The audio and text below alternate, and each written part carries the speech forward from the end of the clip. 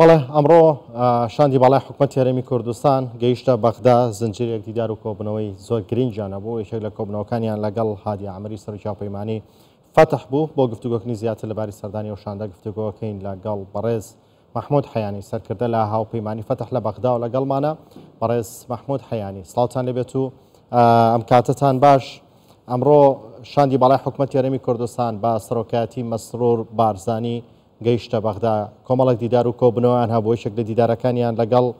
هاوپەیمانی فتح بوو. ئەو دیدار و کۆبنەوەیە چ دەرەنجامێکی هەبوو؟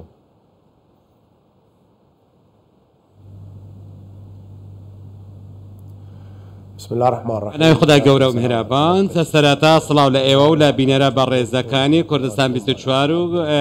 هەموو گەلی عێراق و کوردستان بەگشتی، هەروەها سوپاس بە ئەو میوانداریە لە ڕاستیدا وەک گوتمان ئەمڕۆ جوڵەی سەرۆک مەسرور بارزانی و سەردانەکەی بۆ هەموو هێز و لانە سیاسیەکان لە بەیانیە زووەوە تا ئەم کاتەش سەردانەکانی بەردەوام بوون و دیداری زۆری ئەنجامدان لەگەڵ هەموو سەرکردە سیاسیەکان لە پێناو چارەسەرکردنی کێشەکان. پەنا بەخدا هیچ کێشەیەکیش نییە، بەڵام وەک دەزانی ئەمڕۆ ئێمە بە چەند دەستور و یاسایەکەوە پەیوەست کراوین و ئەو یاسایەش لەوانەیە ستەمکاری بەرامبەر لایەنێک بکات و لە بەرژەوەندی لایەنێکی دیکە دەبێت. من لەو باوەڕدام کە ئەمڕۆ هەموو کێشەکان سفر دەکرێنەوە و چارەسەری تەواوی کێشەکان دەکرێت. ئێمە پێویستیمان بەو جۆرە کۆبوونەوانە هەیە، هەروەها پێویستمان بەوەیە کە هەموو لایەنەکان هەمان هەنگاوی بەڕێز مەسرور بارزانی بنێن و متمانەیان وەکو متمانەی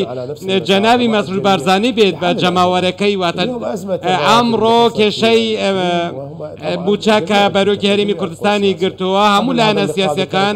پێشتریش گوتویانە جەختیان کردوتەوە کە کێشە نابێت و هەوڵی زۆر لێرە و لەوێش گوێمان لێ دەبوو کە دەڵێ ئەمە سیاسەتی پەیڕەوی سیاسەتی برسیکردنی خەڵکی کوردستانە. لە ڕاستیدا ئەمە وانییە، بەڵام ئێمە چەند یاسایەکمان هەیە، یاسای ئیدارەی دەوڵەت و هەروەها یاسای بودجە کە هەندێک بڕگە تێیداهانە پەیوەندیان بە هەرێمی کوردستانەوە هەیە، بە تایبەت یاسای بودجە مادەی 13 و 14 و لە هەروەها چەند مادەیەکی دیکەمان هەیە پەیوەندیان بە پشکی پارێزگاکان و هەرێمی کوردستانیشەوە هەیە لە شای سەداراییەکان و پێویستە هیچ جێکاریەک لە نێوان هەرێمی کوردستان و ناوچەکان دیکە عێراقدا نەکرێت. ئێمە ناڵێن کە ناکۆکی هەیە، بەڵام دەتوانین بڵێن کە هەڵەیەک لە دابەشکردنی سامانی دەوڵەتدا ڕوویداوە و تا ئێستا بودجەی وە بەرهێنان هیچ بوونێکی نییە. ڕاستە کێشەیەک لە نێوان وەزیری دارایی حکوومەتی هەرێمی کوردستان و حکوومەتی فێدراڵ ڕوویدا بوو. ئەمڕۆژ بەڕێز تایف سامی ئامادەی خۆی بۆ چارەسەرکردنی کێشەکان نیشانی سەرۆکی حکوومەتی هەرێمی کوردستان داوە و پێشتریش چەندین جار باسی ئەو کێشانە کراوە، بەڵام ئێستا دەتوانین بڵێن کە دەتوانرێت بۆ لەمە و 250 لەسەر خاڵە هەڵەکاندا بنرێت بۆ ئەوەی چارەسەری ڕیشەی بۆ کێشەداراییەکان بکرێت. و ئەوەک ئەمڕۆژ دەزانی ئەمڕۆ وەزیری دارایی پێشوازی لەو هەنگاوانە کردووە و ئامادەی نیشانداوە کە پەنجە بخرێتە سەر ئەو خاڵانەی کە بوونەتە جێگەی هەڵگیرستانی ئەم کێشانە، واتە ڕوودانی ئەم کێشانە. وەزیری هەرێمی کوردستانیش بە هەمان شێوە نیگەران بوو لەوەی کە تا ئێستا لە ئارادا بوو ئەمانە چ لە لایەن هەرێمی کوردستانەوە یاخود لە لایەن حکوومەتی فێدراڵەوە بە هەڕەشە و گوتەی زبر چارەسەر ناکرێت، چونکە بۆ هەردوو لە زیانی هەیە و دوجار وڵات بە عقارێکی خراپدا دەبن و ئێمە لە خۆشی و ناخۆشیەکاندا پێویستە هاوشانی برایانمان بن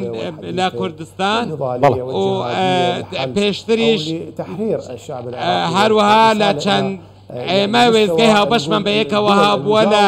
تێکۆشان و بەرخودانی ئازادکردنی ئەم وڵاتەش ئەمڕۆ ئەم سەردانەی ئەمڕۆ بە سەردانەیەکی پرۆتۆکۆلی دیپلۆماسی دەزانم و من لەو باوەڕەدام کە کێشەکان سفر دەکرێن و هەروەها بەلایانی کەم دەگەنە سەرەداوێک بۆ بەلاوەنانی کێشەکان من لەو باوەڕەشدام کە بەخوێنەوەی خۆم هەموو دیدار و کۆبوونەوەکانی ئەمڕۆی سەرۆک وەزیرانی هەرێمی کوردستان بۆ بەغدا ئەنجامی ئارێنی بەدەستەوەدا و چاوەڕێژەکەن لە چەند ڕۆژی داهاتوودا ئەنجامی باشتر و بە ڕەشقاوانە و بە ئاشکرا ڕابگەیەنرێن و هەموو لایەنێک هەستی پێ بکەن لە هەرێمی کوردستانیش خەڵکی موچەکانیان بەدەستیان دەگات. بەڕێز مەحموود حەیانی،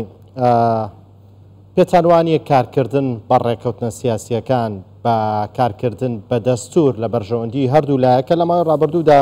گرفتی هەرێمی کوردستان لەگەڵ حکوومەتی فیدراڵەوە بووە کە دەڵێ حکوومەتی عێراق کار بە ڕێکەوتنە سیاسیەکان ناکات بەتایبەت لە پرسی بودجە و هەروەها کار بە دەستور ناکات هەر لەسەر پرسی بودجەشە کە بەپێی دەستور ڕێکخراوە و یا پرۆژە یاسایەکەیە. ئێوە تا چەند لەگەڵەوەن کە کار بە ڕێکەوتنە سیاسیەکان بکرێت؟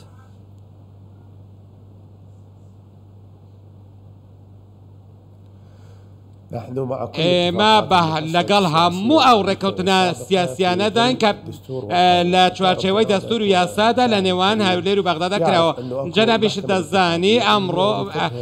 دادگای فیدرالی کە ئەرکی چاودێریکردنی پرۆسەی سیاسی و هەڵبژاردنەکانە هەروەها لە چارەسەرکردنی کێشەکان لە نێوان هەولێر و بەغدا و لە نێوان پارێزگاکان و حکوومەتی فیدرال لە نێوان ئەمە پێویست بەوەیە کە هێزە سیاسیەکان و ئەوان ڕاوێژکاران و یاساناسان لە بۆ هەموو کێشەکان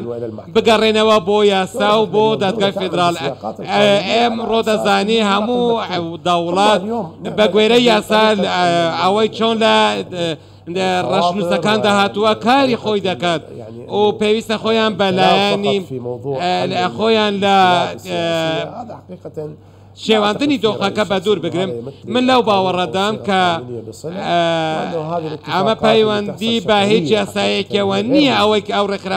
ڕێکەوتنانێک کە کراون، بەڵام ئەرمادەم ڕێکەوتن لە نێوان هەموو لایەنەکان دەکراوە کەواتە ئێمەش دەنگی خۆمانی دەخینە پاڵ و ئێمە لەگەڵی داینم پێویستیشە یاساش ناوبژیوان بێت و لەسەر و یاساش ئێمە دەستورمان هەیە. هەر شتێک ئێمە هەندێک بەرهەڵستیمان هەیە یاخۆت هەندێک ڕەخنەمان لەسەر خۆچەند خاڵێکی ناو دەستور هەیە کە پێویستیان بە هەموارکردن هەیە و زۆرێک لە بڕگەکانی ناو دەستور لە پێکێنانی حکوومەتدا پێویستیان بە هەموارکردن هەیە. لەوانەش یاسای نەوتوغاز دابەشکردنی سامانی دەوڵات هەروە و یاسانەی لە پەرلەمانن هەندێکیان هەموویان ئەمانە یاسای قانونین ليست صاحبة السلطة في أن تشرع القوانين. أما يتحمل الجزء الكبير پەیوەندی ئەو یاسانە پەیوەندیان بەدەسەڵاتی جێبەجێکارەوە نییە، باڵکو لە پەرلەمانەوە دەنگیان لەسەر دراوە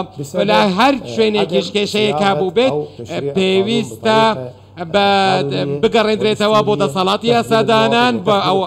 ئەوەی بە شێوەیەک دابڕێژرێتەوە کە خزمەتی بەرژەوەندی هەموو لایەنەکان بکات و ببێتە دادپەروەرێکیش لە نێوان هەرێمی کوردستان و حکوومەتی فیدرال و هەروەها پێویستە حکوومەت شريط أو أسماء الموظفين حتى تستطيع حكومة داوای ئەوە دەکات کە پێویستە ناوی فەرمانبەرانی هەرێمی کوردستان لە بەردەستیان دەبێت بۆ ئەوەی بە یەکجاری لە نێوان لە موچەی فەرمانبەرانی هەرێم بنێرێت. با بڕوای من نا کێشەکە لەلایەن حکوومەتی فیدراڵە و نەکێشەکە لەلایەن حکوومەتی هەرێمی کوردستانە، باڵکو لە یاساکاندا هەندێک کێشە هەن کە لە کاری پەیوەندی نێوان وەزارەتی دارایی هەرێمی کوردستان وەزارەتی دارایی حکوومەتی فێدراڵ ڕێک دەخات و بە شێوەیەک پێویستە شەفافیت لە چۆنیەتی دابەشکردنی سامانی دەوڵات لەو یاسانەدا هەبێت پێویستە حکوومەتی فێدراڵیش مەسرور بارزانی ئەمڕۆ ڕایگەیاندووە کە ئەوان پێیان وایە گەر هەموارکردنەوەیەک بکرێت لە مادەکانی پرۆژە یاسای بودجە بەشێکی زۆری کێشەڵپەسراوەکان بە تایبەت پرسی شایستەدارەکانی هەرێمی کوردستان لە نێوان حکوومەتی فیدراڵ و هەرێمی کوردستان چارەسەرە بن. پێتان وایە لایەنە سیاسیەکانی عێراق و بە تایبەت ئێوە پەیمانی فەتح لەگەڵام پرسەدان یاخودنا؟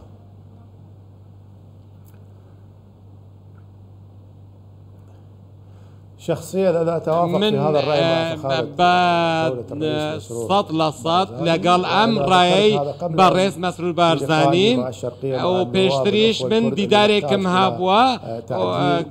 لقال بريان مان لكرد و منيش داكو كيم لو كردوا كبيويستا هندك برقاو مادان لنا بروجي اساي بودجدا بيويستا هموار بكرينوا و بيويستا بايك چاو سيري همو بكاتا كان بكريت امانا منوتانيا اعمال لا ڕاگەیاندنەوە باز بکەین باڵکو واقعی حال بەم شێوەیە ئەمە ڕاستیەکە پێویستە دانی پێدا بنێن و دەبێت ئەو هەموو دانیشتەکانی پەرلەمانیش و ئەو گفتوگویانەی کە لە پەرلەمان دەکرێن و لە دەرەوەی پەرلەمان دەکرێن لە لێوان سەرکردەکانی فەتح و هەروە چوارچێوەی هەماهەنگی هەمیشە داکۆکیمان لە پارێزگاریکردن لە هەموو پێکاتەکانی عێراق لە باکوورەوە تا باشوور لە زەخۆوە تا فاو کردوتەوە و پێویستە هەمومان لەژێر ئەو ئەڵای عێراق کۆ ببینەوە و پێویستە هەموو لایەک ڕێز لە دەستوری عێراق بگرن و پێویستە هەمومان دام بەو ڕاستیەدا بنین کە زۆرێک لە بڕگە و مادەکانی دەستور و یاساکان پێویستیان بە هەموارکردنەوە هەیە و هەمومان پابەندی سیستەمی سیاسی دیموکراتی بین ئەمڕۆ کاتێک ئێمە پەرلەمانمان هەیە کە من نایشارمەوە هەندێک لاوازی زۆر لەم خولای پەرلەماندا هەیە و بوونەتەوەی نانەوەی زۆرێک لە کێشەکان چ لە پێکێنانی حکوومەت یاخۆت لە دەرکردنی یاساکان و بینیمان ئەمڕۆ لە یاسای بودجە و لە زۆرێک لە یاساکان دیکەشدا دەبینین هەندێک تاکڕەوی و تاکپەرستی بە ناوەڕۆکی یاساکانەوە دیارە ئەمەش لە ئەنجامی ناکۆکی سیاسیەوە سەریان هەڵداوە کە لەوانەیە ناکۆکی کەسی بن ئەمەش ڕنگدانەوەی ئەم وەقعش ڕنگدانەوەی لەسەر پێکاتە سیاسیەکان هەیە و لەسەر پێکاتەکانی ئەم وڵاتە هەیە من بە ڕاشکاوانە دەڵێم هەندێک ناکۆکی لە نێوان سونە و شیعە و کورددا هەیە لەسەر چۆنیەتی بەڕێوەبردننی وڵات و کۆنتڕۆلکردنی پێکاتەکان چۆن بتوانن کۆنتڕۆلی دۆخی ئەوە بکەن ئەمڕۆ وەک من هەمیشە گوتومە کە دەسەڵاتی تاکپەرستی و تاکڕەوی بە هیچ کاتێک وڵات ناگەێنێتە کەنارێکی ئارام هەمیشە شەڕ و جەنگ و گرژی و ناکۆکی و تایفەگەری بەدواوەیە پێویستە لەسەرمان کە پێویستە ئێمە فەنا بۆ سفرکردنی کێشەکان و پابەندبوون بە یاسا و دەستورەوە ببین و دەبینین ئێستا بەڵام کە جوڵەیەکی باش و ڕاستەقینە هەیە بۆ دانوستان لە نێوان هەموو پێکاتە سیاسیەکان من لێرەوە ڕێز سڵاویشم بۆ بەڕێز مسرور بارزانی سەرۆکی حکوومەتی هەرێمی کوردستان هەیە کە دەستپێشخەریەکی زۆر گرنگی کرد بۆ ئەوەی بتوانێت و تا ئێستا توانیویەتی ئەو دەنگەکە بکاتەوە کە هانی فتنە و تایفەگەری لە نێوان پێکاتەکانی عێراقیان دەدەم و من هەمیشەش هیوادارین ئەو ڕوحیەتە لە ناو هەموو پێکاتەکانی عێراقدا بڵاو ببێتەوە و نابێت جیاکاریەک لە نێوان پێکاتەکاندا هەبێت بەڵام ئەمڕۆ حەیانی سەرکردە لە پەیمانی فەتح لە بەغدا و لەگەڵماندا بووی زۆر سپاس بۆ بەڕێستان.